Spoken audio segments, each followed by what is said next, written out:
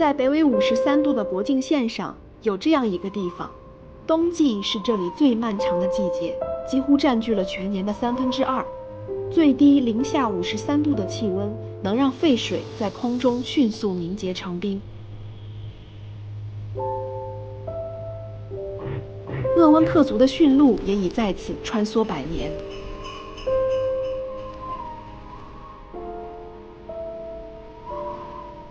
这便是我国最北的城市漠河。因独特的地理位置，漠河也被称为神州北极、金鸡之冠。在踏入漠河之前，我听说这里有曾经繁荣一时的漠河金矿，也有偷盗者非法建立的国中之国，有沉睡在森林中的上百名妓女，也有古老神秘的萨满传说，有原始森林里的熊熊烈火，还有漠河舞厅的爱情故事。可是我的心中仍有许多疑问，这样的苦寒之地为什么会有一座城市？是什么样的人选择在如此极端寒冷的地方生活？又是什么原因让漠河在冬季成为一票难求的旅游城市？漠河旅游到底贵不贵？当地的消费又是什么水平？希望通过这支视频，我们能一起寻找一些关于漠河的答案。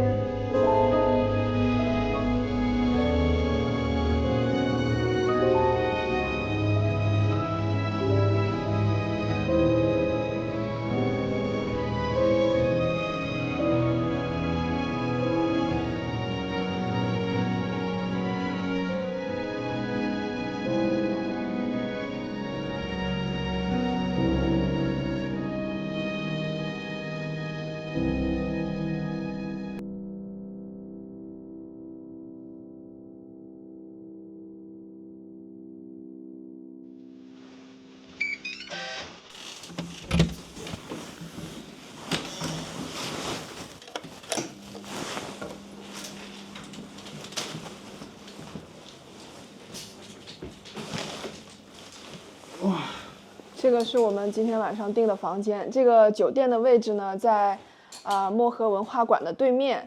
我们其实是订了一间大床，但是那个老板跟我们说大床没有了，所以就给了我们一间家庭房。整体就是这样子的，还是挺宽敞也挺干净的。然后这边是洗手间，这个房间也是带地暖的，所以我觉得整体还不错。价格呢115块钱1晚，我觉得还是挺值的。你们觉得怎么样呢？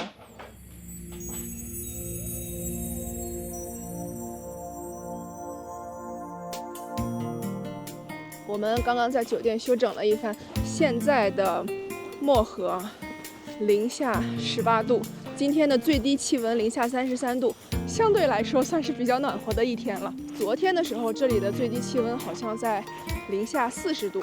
我现在穿的这个棉裤，老实讲有点热。1月份的漠河，感觉街道上还是挺冷清的。这边有一家烤肉，然后那边是酒吧、火锅。985小味串店，吃一串985的串能考上985吗？顶峰商业广场，所以这条街应该是漠河的商业街。我说怎么这么繁华呢？谁家的汤锅？谁家的？老马的没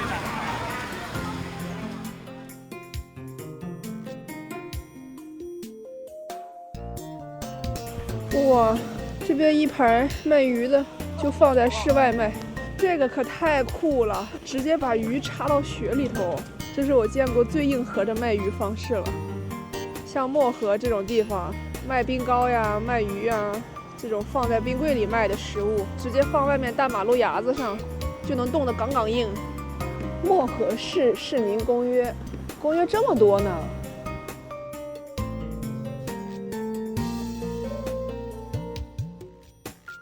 我现在收回我刚刚讲的零下18度不太冷这句话，这体感温度绝对不止负18度。那边有一家店是批发烧纸，门口放了好多纸钱啊，感觉这个东西在大城市已经很少见了，但是像在一些3、4线小城市以及我的老家那边，上坟的时候还是需要买这些烧纸的。这条街挺好看的呢，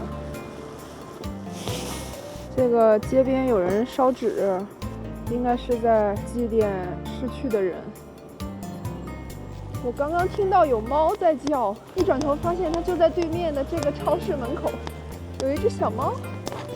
你在舔自己的蛋吗，兄弟？它在舔自己的皮燕子。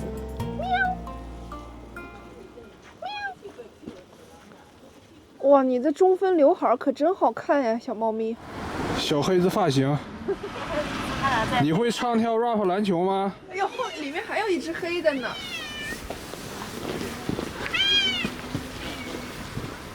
一扇门，2种猫声，里面的小黑有暖气，外面的大中分只能在外面冷得哈气。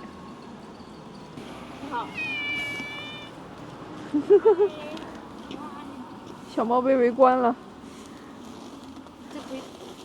我们现在要去北极星广场转一转，那边应该是这个城市位置比较高的一个地方，能一定程度上俯瞰到这个城市的面貌。我们现在就去看一看它在哪里。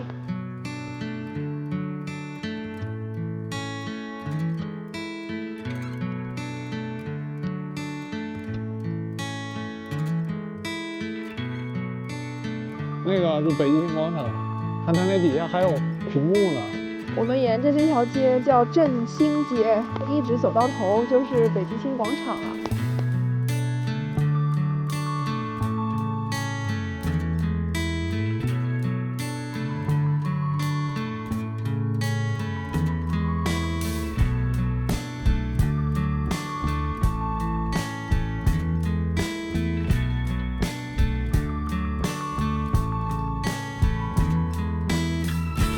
北极星广场应该是很多游客来漠河的必打卡的地方。站在这个广场高处，能一定程度上俯视到这个漠河的城市面貌。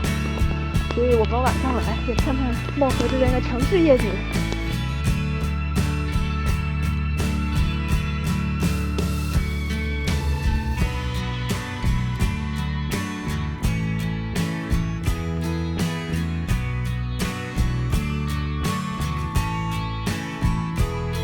我们现在已经在上面看完了漠河市的夜景，现在要回酒店了。这边晚上还有很多人的，说有很多游客和本地人都来这里逛，然后晚上也有人在这边玩，刚刚还有人放烟花。这个地方非常的漂亮，所以打算明天白天的时候再来一趟。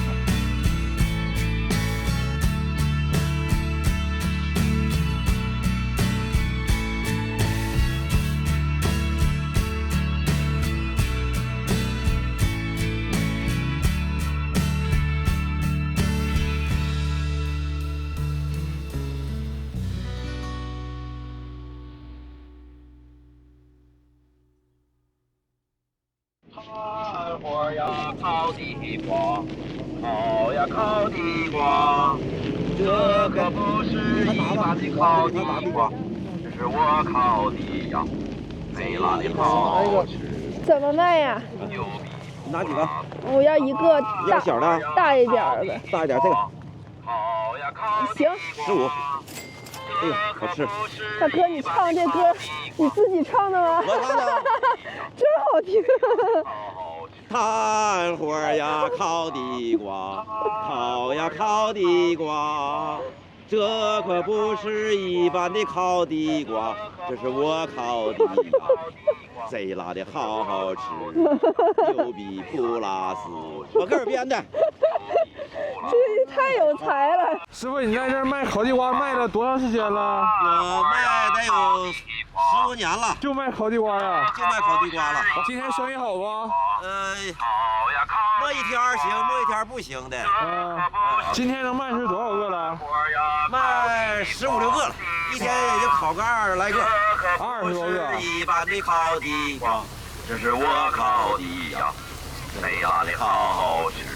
小砂糖鸡是广西来的小孩儿，客人呢，都就在这儿。完了，我给他们免费吃地瓜，给他们高兴坏了，他们还围着我嗑玩了。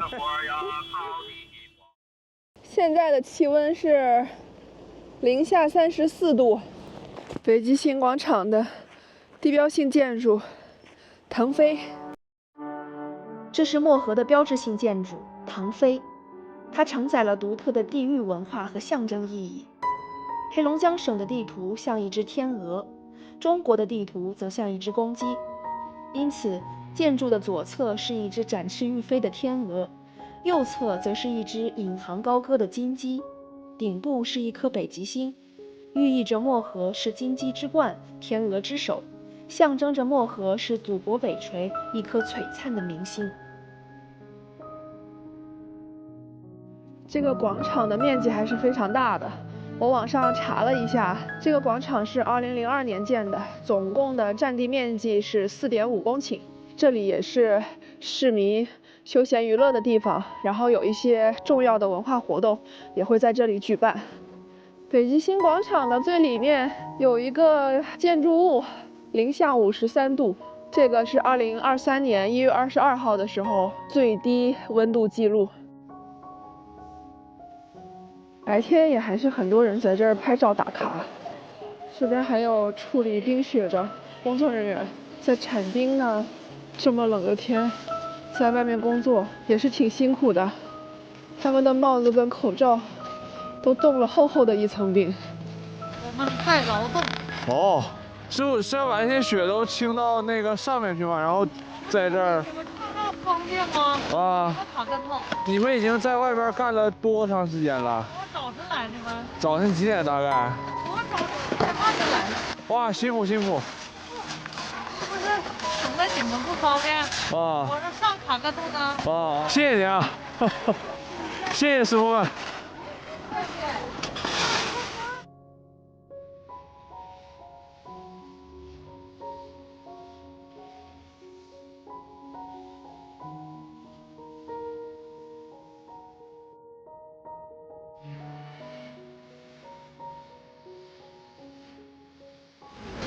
这位师傅身份帽子。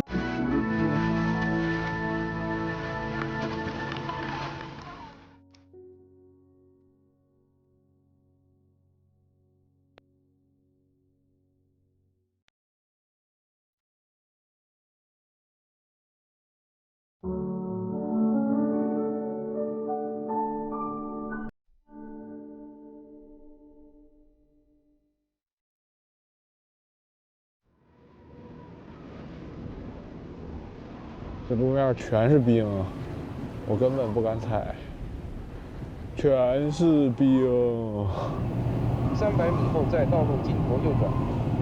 我们从漠河县城出来大概几十公里，在一个比较偏远的地方，现在马上要走到金沟服务区了。所以它为什么叫金沟服务区呢？我感觉跟这个地方的历史也是有一定关系的。我们进去看看。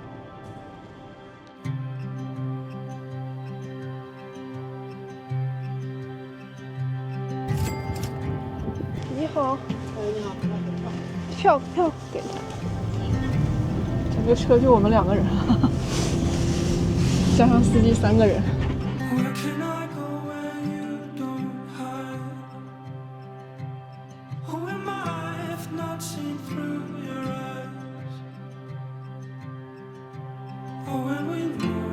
我们现在已经到达这个漠河的观音山景区的第一个景点，这边有一座观音像。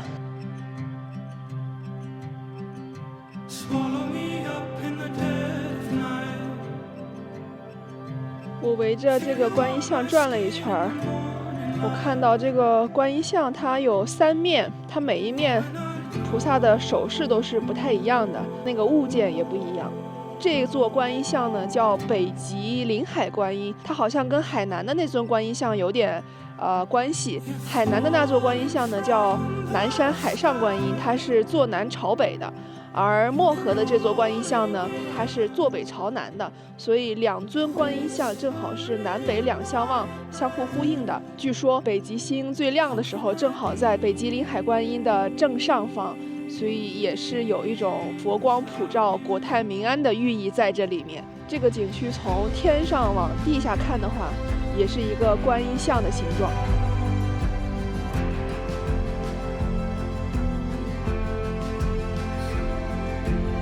请了一个许愿牌，给大家求个好运，祝愿我频道的所有观众朋友和粉丝朋友们身体健康，心想事成，全都发财，一切顺利。这是我向观音菩萨许的愿，希望2025年我的愿望能够实现。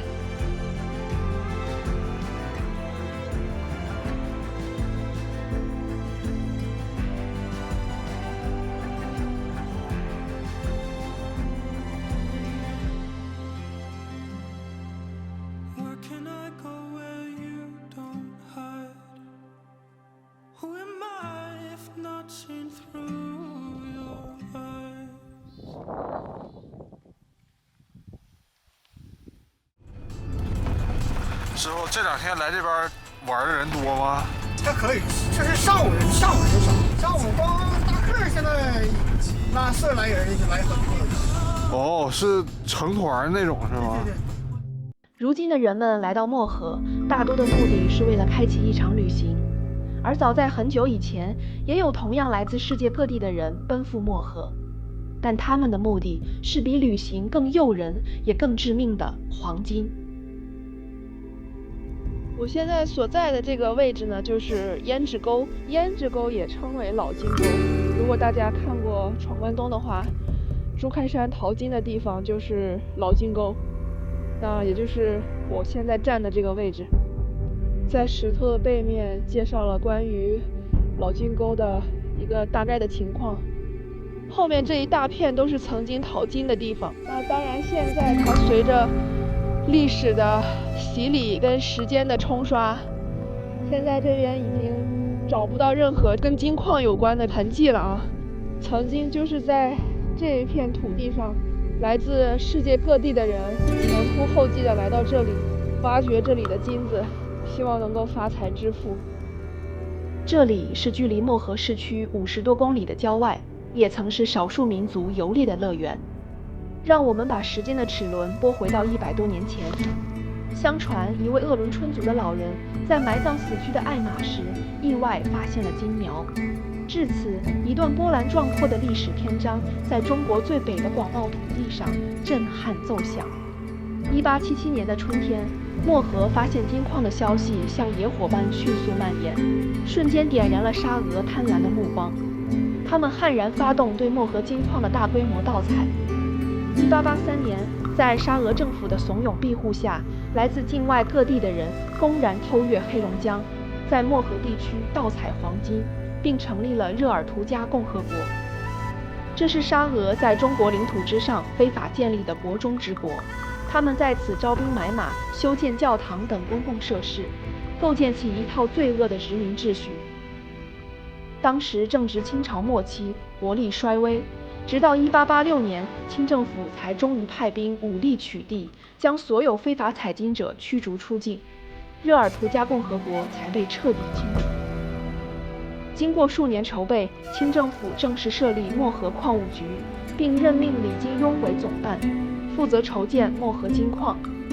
李金庸克服千难万苦，带领漠河金矿逐渐走上正轨，产量不断提高，不仅为清政府缓解了当时的财政压力，也带动了当地及周边的经济发展，更与沙俄据理力争，收回被沙俄侵占的边境领土，巩固加强边防。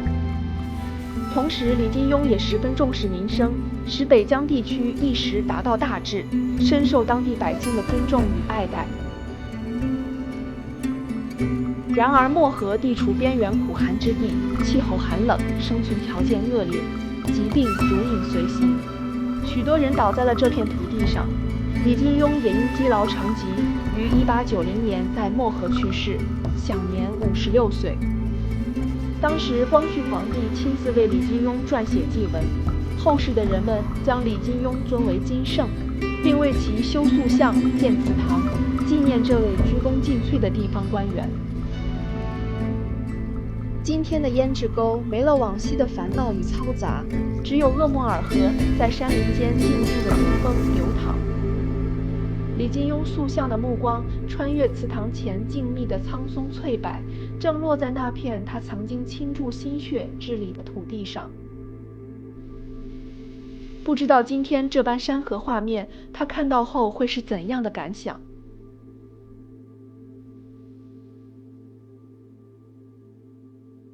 关于胭脂沟这个名字的来源啊，网上有2种说法。那第一种说法呢，就是说这里挖出金矿来之后，那你的金子你得运给国家，对吧？那当时的国家是谁呢？就是清政府老佛爷。所以当地把这个金子挖出来之后，从漠河运到当时的紫禁城，也就是现在的北京，这个路途非常的遥远。这一路上就经手了非常多的官员。那你想，当时的这个清王朝官吏之间的这个腐败还是比较严重的，所以每一层官员都往下抠搜一点儿。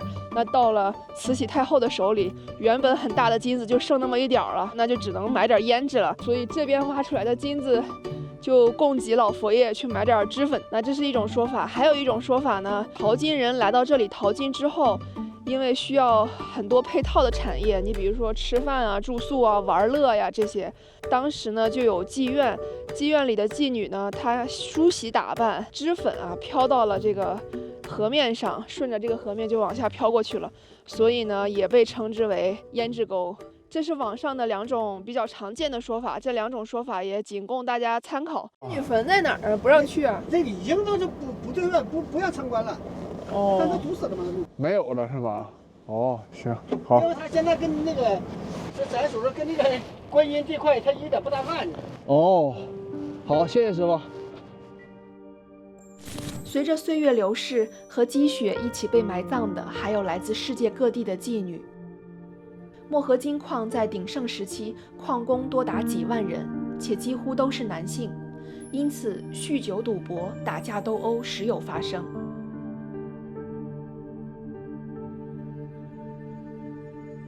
在当时封建社会的大环境中，商人为追逐利益，官府为稳定生产和社会秩序，默许漠河金矿周边开设上百家妓院。这些女性大都10几岁，她们或因失去双亲，为谋生路无奈踏入妓院，或因家中遭遇天灾人祸被强迫从妓，又或因被人拐骗从妓。她们的一生十分凄苦，除了要忍受社会各界的歧视和排斥，赚到的大部分钱往往被妓院老板克扣。他们当中只有幸运的极少数能遇到愿意为他们赎身的人，从良改嫁或者回到家乡。除去年轻时就不幸去世的，大部分都因年老色衰，年轻时攒下来的钱少得可怜，无法继续接客，也无家可归，只能在当地干些杂活，勉强维持生计，最终客死他乡，就地掩埋。没有墓碑，无人祭奠，随着100年时光匆匆而过，他们的故事也被这片土地永远尘封。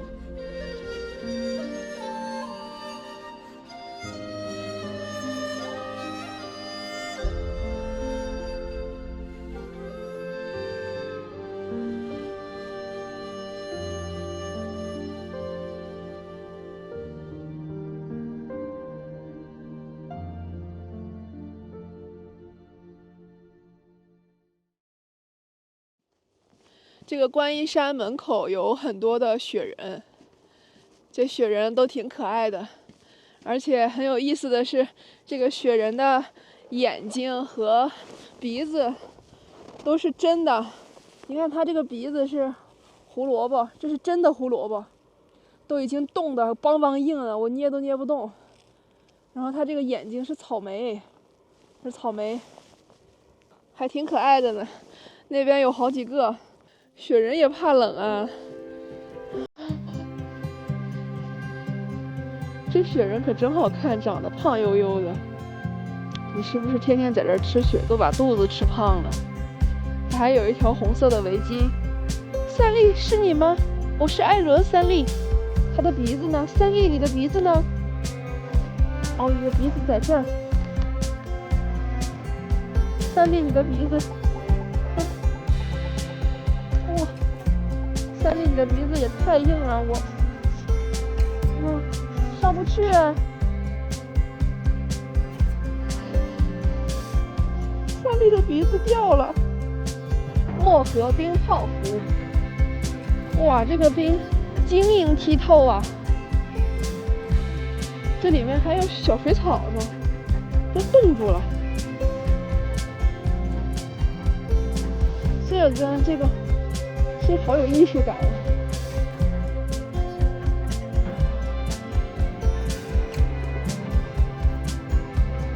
哎呀，我还真拍清楚你了。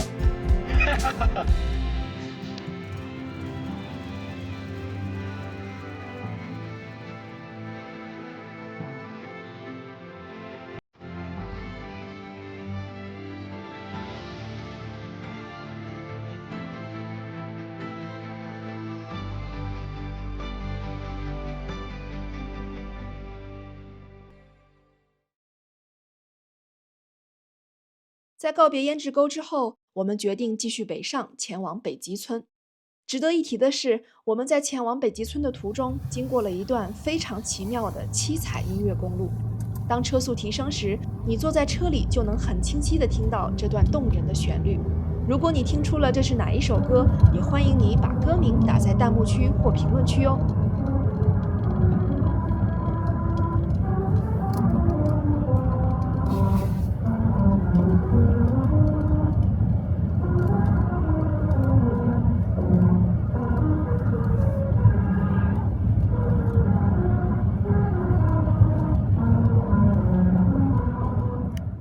我们现在已经到了北极村的入口了，刚刚买了2张票。北极村的入口门票是68块钱一张，因为我们2个人，所以一共是136。冬天的话，我们的车是可以开进村里的。我听说应该是夏天的话，因为人比较多，所以你要坐景区的那个摆渡车。但是现在因为冬天游客比较少，所以我们直接可以把车开到村里面。现在我们就要准备进村了。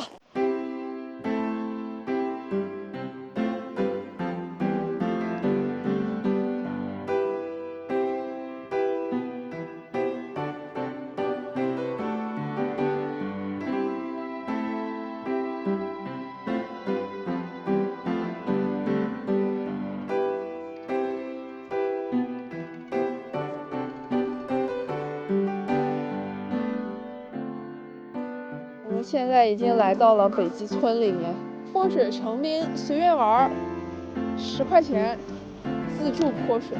这是烧了一锅热水，如果有人玩的话，就是10块钱，扫码，这个水瓢都给准备好了。然后这边途经了中国海事，中国海事大楼的后面就是黑龙江，我们去那边看一看。这一条延伸出来的这一条是黑龙江的一个小小的支流，上面的这块白色的就是黑龙江的主航道，然后那边的山就是俄罗斯的领土了。不过在100年之前，对面也是我们中国的领土。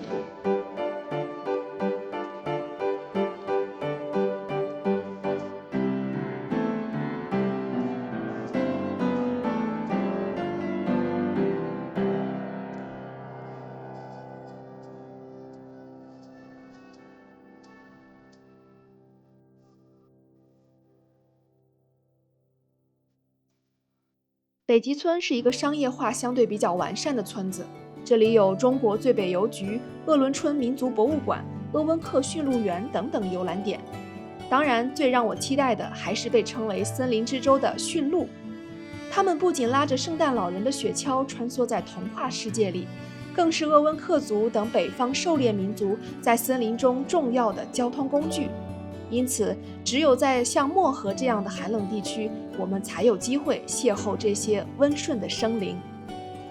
最北驯鹿园，这小房子建得不错呀，大自然的精灵。这边是售票厅，驯鹿园门票30元。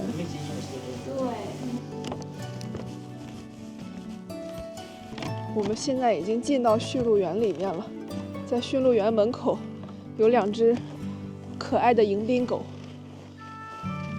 嗨，哇，你俩是双胞胎吗？怎么长得这么像？哇，小兔鸡，好肥啊，这小兔鸡！哇，你眼睛好大呀，小兔鸡！你这眼妆是怎么画的？能教教我吗？哇，你这眼妆画的也太好看了！发车，驾！上车！我带你去雪地里转一圈。这高速公路吗？这板凳是铁的，有点凉，坐的屁股都凉飕飕的。他来了，他来了。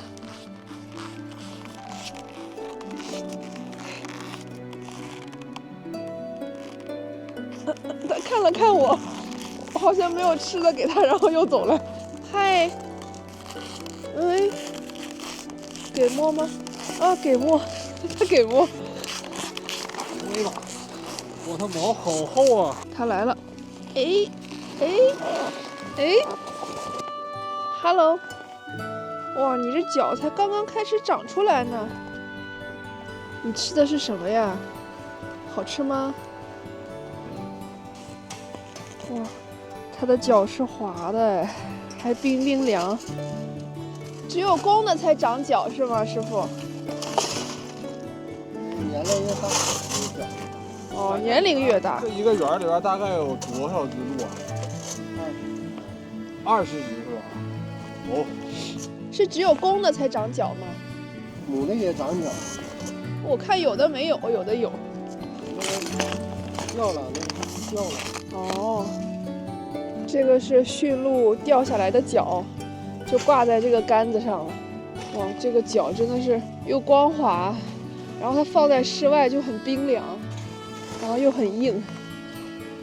这只驯鹿没有脚，但是它像牛一样，它的面相好像牛啊。当年传说姜子牙的坐骑四不像，就是驯鹿。我说的对不对？对的话你就眨下眼睛。你看，对。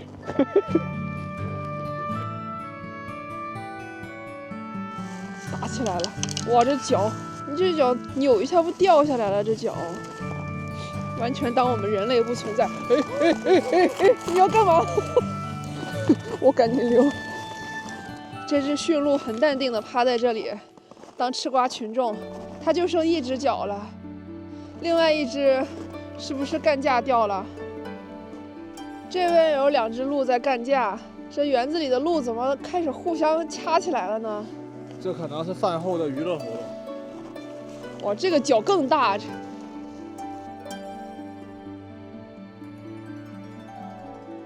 哎，别打了！怎么回事？我们一起合拍一个好不好？给个面子，鹿哥。看我这里，嘿，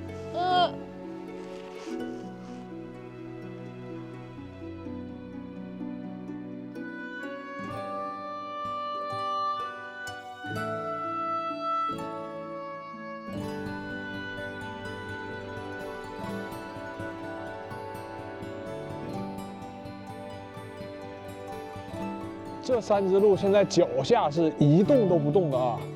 我不动，它们3只鹿绝对不会动。你看到吗？脚都不动，只有头在动。好，下面我要动了，走！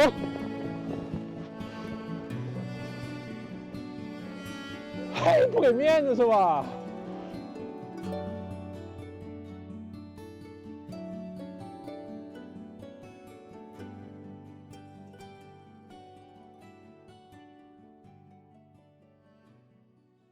我们现在在漠河市北极村的北极广场这里，这个广场还是挺大的。然后我后面有一个舞台，漠河第15届冬至文化节开幕式。哦，那这个舞台应该就是当时节日或者是活动的时候搭建的吧？这小3轮车我小的时候骑过，现在都有成人版的了。我要玩一下这小毛毛虫。这小毛毛虫真的好可爱啊！我在邻居家小孩的那个家里见过这玩意儿，就这样骑上。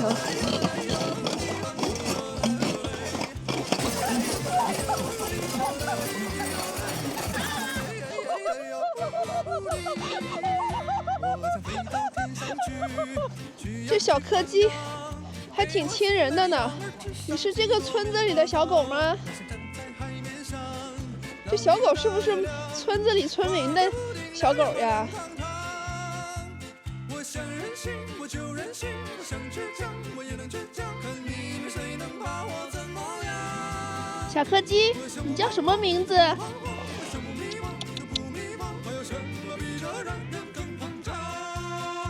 我们从那个大型的指南针后面下来，有一个楼梯，可以下到这个底下。然后这个地方应该是滑那个冰滑梯玩的地方，但是现在好像没有人玩。有个人在这个雪地上写了2个字：不冷。我给不冷做了一个回应，是的，不冷。这位写不冷2个字的朋友，不知道你能不能看到我的视频啊？我们给你的不冷做了回应。鄂伦春民族博物馆，哇，这里面这些建筑雕像盖上雪之后很有那味儿了啊。鄂伦春一词的意思为大山上的人们，这个民族源于古肃慎族，语言与满族相近，是大兴安岭最古老的民族之一。这个鹿角帽真的挺可爱的。鄂伦春最后的萨满关寇妮，我第一次听说萨满教还是在《还珠格格》里面听说的。在距今1万至3万年前的旧石器时代，漠河就有人类活动的痕迹。他们在这片广袤的土地上开启了与自然共生的漫长岁月。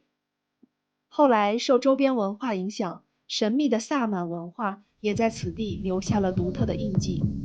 如今，当我们走进漠河，来自远古的萨满神鼓声似乎正在冲破岁月桎梏，在冰天雪地间激扬奏响，与当下的心跳同频共振。萨满教是一种古老且原始的宗教信仰，与那些信奉特定一位或几位神的宗教截然不同。它尊崇的是自然，将自然万物视为有灵的存在，认为天地间的一切蕴含着神秘的力量。这种独特的信仰在众多少数民族中传播扎根，成为他们精神世界中不可或缺的一部分。被誉为森林夜神的鄂伦春族人，自古以来就虔诚地信奉萨满教。在他们的认知里，人时刻处在各种神灵的包围之中，生活中稍有不慎便可能触犯神灵。因此，为了沟通神灵与人的关系，调节两者的矛盾，便诞生了萨满这一特殊角色。鄂伦春族人深信，萨满是连接人与神的使者，不仅能够代表人们向神灵祈福，还能帮助人们消灾去病等，所以在族人心中备受尊敬与爱戴。这是鄂伦春族的最后一位萨满关寇尼。1950年，15岁的关寇尼突发重病，久治不愈，家人为他请神，却发现他已被神灵选中为萨满。此后，关寇尼开始学习萨满文化，病情逐渐好转，并正式成为家族中的第15位萨满。直到1953年，关寇尼响应新中国破除封建迷信的号召，与其他萨满一起举行了告别神坛的祭奠仪式。正式与神灵告别后，下山过起了普通人的生活。随着时代与社会的变迁，在2008年的一场萨满传承仪式上，已经70多岁的关寇尼有意将萨满传承给女儿，但杂乱的现场环境让关寇尼迟迟无法进入状态，甚至几次摔倒。最后在关闭摄像机和无关人员回避后，仪式才终于结束。此时距离神灵被流放已过了50多年，或许是感知到人们的信仰已变得单薄，神灵并不愿意来到这里。我说你为什么叫我呀？为啥这么多年你们都把我们扔了忘了？为啥呀？那不摔了好几个跟头吗？你弄事。对。完了三番两次的告诉他，那也不行，接受不了，我们还听不懂。我能听懂吧，一知半解的呢。女儿在这次仪式后的第2年遭遇车祸，不幸去世，这让关寇尼痛心不已。动员我传承吧，传到你姑娘吧。我也不没同意开始，啥事儿没有，这么整，对我们也不好。没事，谁来谁传我那个啥，那个传承嘛，跟我说，那个得多的伤害。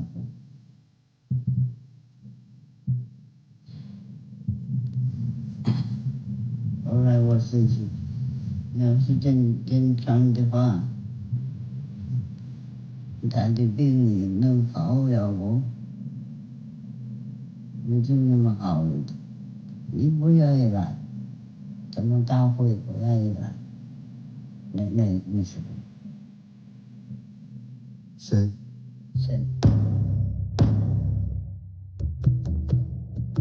巴贝勒巴贝勒巴勒巴勒，娜娜的那来了，巴勒巴勒，干嘛让你来懂得呀巴？娜娜，你不应该来这里巴勒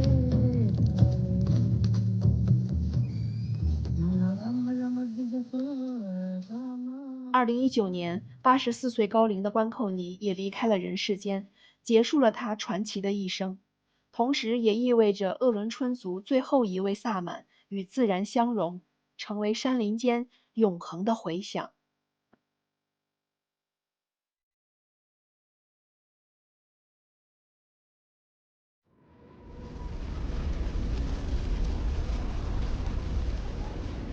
我们现在要去找一个地方吃饭啊，来尝一家网上评价还不错的东北菜馆。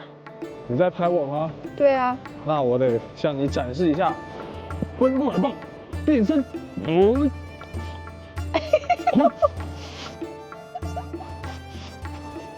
是龙兴元食府吗？对。这个名字起得很有寓意，因为东北地区是原来清朝皇家的龙兴之地，所以这个龙兴元食府是不是也有这一层意思在呢？网上说他们家菜码大了，然后味道好，来尝一下。我们点了2份非常有东北特色的菜，一份是地三鲜，另外一份呢是酸菜五花肉。其实我在其他的地方吃五花肉吃的并不多啊，因为其他地方确实不常见。我在东北倒是经常吃到五花肉。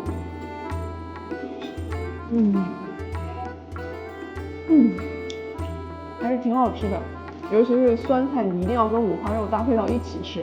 酸菜其实就是白菜，它经过一系列的加工之后呢，它就变成了酸菜。腌的呀。如果你喜欢吃酸的这种食物的话，其实可以尝试一下酸菜。我个人是比较喜欢吃茄子的啊，它这地三鲜的那个茄子外面的那个籽的皮已经去掉了。我之前在南方的一些餐馆吃饭的时候，点地三鲜这道菜，它的那个茄子都是带着外皮做的。它那个茄子因为去掉了外皮，所以只剩下里面的那个部分，它会更软一点，口感也会更好一点。我们来看一下这边的菜码有多大啊？这是我吃饭用的杯子，就是正常那种饭店里面用的杯子，然后放到这里。这盘子也很大，我感觉这个盘子比我的脑袋都要大。我觉得2个人点2个菜可能吃不了，但是你点1个菜呢，可能又不够吃，所以我们就先点2个菜，如果吃不了的话，就可以打包带走了。今天的晚饭，一份地三鲜，一份酸菜五花肉，一共花了80块钱。有看到在大马路上骑自行车的，这是我们在漠河这几天看到的第一辆骑自行车的。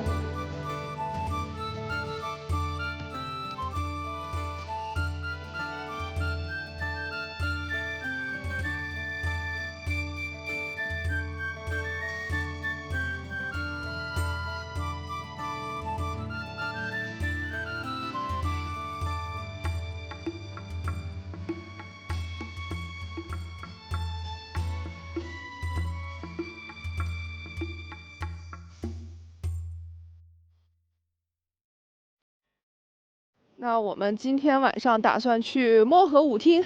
漠河这个城市火起来，一定程度上跟漠河舞厅有非常大的关系啊。中国最北唯一舞厅，一从室外进到室内就起雾。这就是戴眼镜。未成年禁止入内，未成年的朋友不要来啊。中国土特产，想你的风还是吹到了漠河舞厅。哇，陆陆续续开始有人跳了。这个漠河舞厅那边，上面写着《极限挑战》第10季。极限挑战的节目组应该是来过这里，举办过什么活动吧？但我没有看过那一期。年轻人都坐在旁边抠手机呢。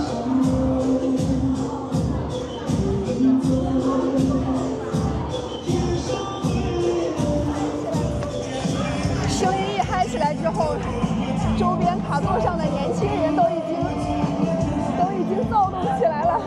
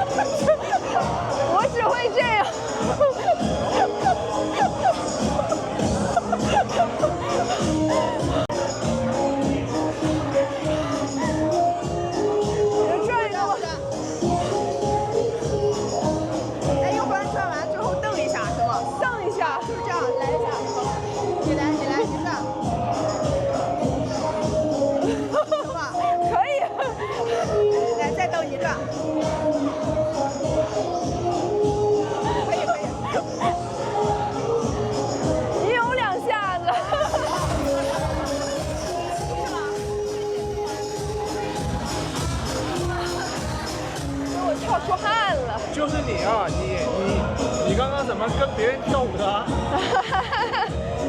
就是我正在自己跳，然后呢，有个小姐姐看我自己一个人在跳，她过来跟我说：“姐，我跟你一起跳。”然后我俩就一起跳了。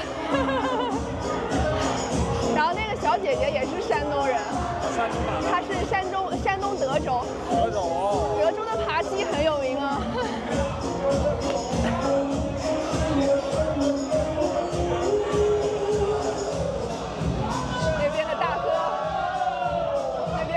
跳嗨了，舞厅模式结束了，现在改为 KTV 模式。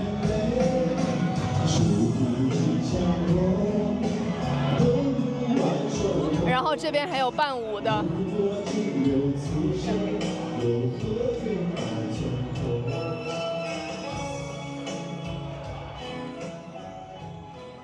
永别。也改写了无数人的命运。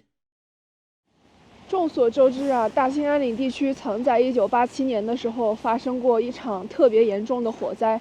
那这次火灾呢，也让漠河烧成了灰烬。在1988年的时候，漠河修建了一个5·6火灾纪念馆。那2006年的时候又改扩建了，所以我们现在要去参观一下这个火灾纪念馆。我们现在已经到了5·6火灾纪念馆这里了，它整个大楼都是灰白色系的，天上还有乌鸦呢，2只黑色的乌鸦飞过。这是新中国成立以来最严重的一次森林火灾。1987年的春天，受厄尔尼诺现象影响，全球发生了大面积的干旱。位于北纬50度线附近的俄罗斯、蒙古等国家相继发生森林大火。我国的大兴安岭也未能幸免，遭遇超长干旱，林区火险等级极高。当时在大兴安岭进行清林作业的几名工作人员，将未熄灭的烟头随意丢弃在草地上，以及在给割灌机加油时，将过量的汽油洒落在外，割灌机启动时引燃了汽油。以上种种，致使大兴安岭在1987年的5月6日和5月7日2天内相继发生5起山火。经过当地的扑救，原本火势已得到控制，却不料5月7日中午，漠河境内突然刮起8级以上的大风，致使火场死灰复燃。大火如同一只饥饿的猛兽，在5个小时内推进100里，横扫170万公顷，吞噬了211人的生命，造成公路、铁路、通讯线路、机械设备、木材、粮食等其他不计其数的巨大损失。直到1987年的6月2日，在将近6万名军警民的努力下，这场持续燃烧了28天的大火才被全部扑灭。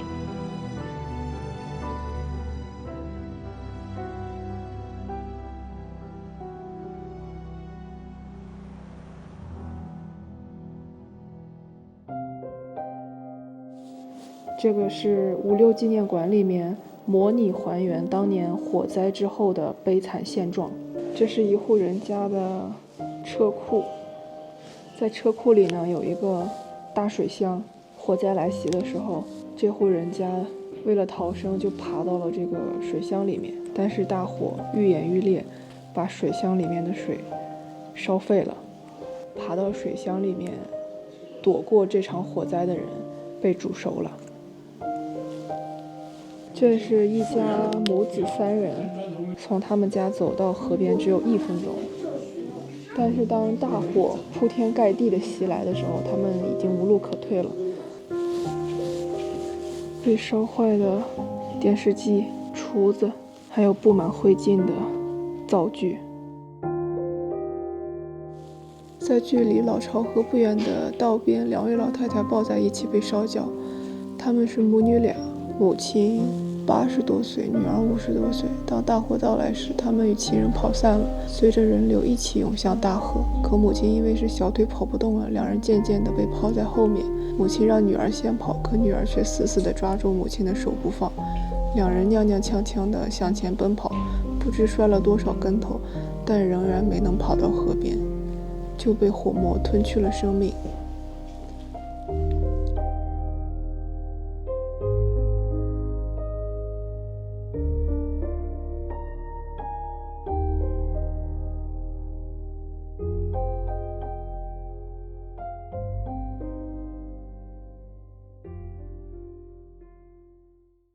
我们现在已经从火灾纪念馆里面出来了，它整个场馆里面的设置，那场火灾之后的悲惨现状还原跟模拟呢还是非常逼真的啊！我觉得这个也是一定程度上起到一个直观的警醒作用。大家去森林里面或者是树林里面去野外的时候，不要把火种火源带进森林。从火灾纪念馆出来往北走，大概100米不到的样子，就走到了松苑原始森林公园。对，一般原始森林在城市里面的还是比较少见的啊。这个公园呢，也是在那场大火当中幸存下来的一片原始森林。现在在漠河的室内就能感受到这个原始森林的自然之美。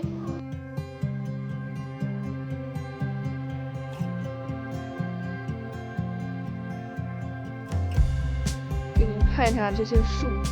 真的非常非常的高，每一棵树大概都在20米到30米左右。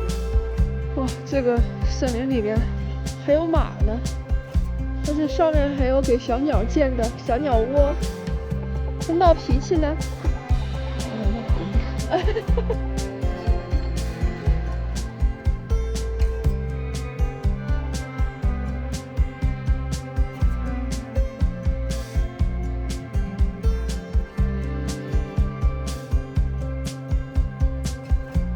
这个森林里面都是什么树呀？落叶松和樟子松。落叶松和樟子松。黑的没有那个叫落叶松，落叶一个樟子松。这是一棵84年树龄的新安落叶松，我一个胳膊差不多能抱过来，还有一点点抱不过来。长成这样子需要84年，我们再去找一棵100年树龄的树吧。这棵树呢，是我们在整个松苑原始森林公园里面能肉眼见到的最粗的一棵树了。这棵树呢，它已经有173年的树龄了。173年之前，也就是清朝咸丰皇帝那个时期开始，它就已经开始生根发芽，长成小树苗了。那到现在已经有173年了，那它也见证了漠河的这个历史发展了。这100多年，将近200年的时间，长成了一棵20-30米高的参天大树。哎，这棵树我2只手都抱不过来，所以100多年的时间长成了这一棵参天大树。所以我们也见得那场火灾烧了多少的100年大树。